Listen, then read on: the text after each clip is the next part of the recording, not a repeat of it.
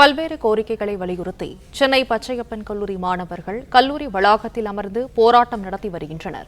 கூடுதல் விவரங்களோடு செய்தியாளர் கதிரவன் இணைப்பில் இருக்கிறார். கதிரவன், வணக்கம். இந்த போராட்டம் குறித்து சொல்லுங்க.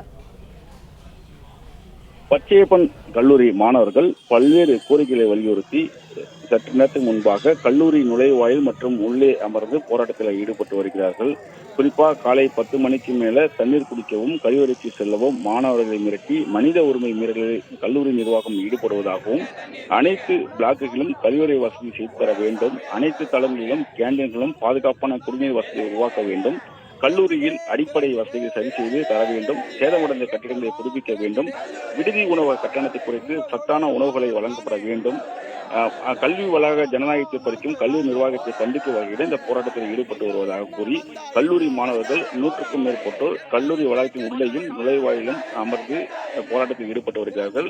பலத்த போலீஸ் பாதுகாப்பு போடப்பட்டிருக்கக்கூடிய நிலையில போக்குவரத்துக்கு இடையூறாக இருக்கக்கூடிய நிலையில மாணவர்களை கலைந்து செல்ல கூறியதால நுழைவாயில் பூடப்பட்டிருப்பதனால மதில் சுவர்களை ஏறி குதித்தும் கேட்டின் மீதும் ஆபத்தை உணராமல் மாணவர்கள் ஏறி குதித்து உள்ளே செல்லக்கூடிய காட்சிகளை நம்ம பார்க்க முடிகிறது.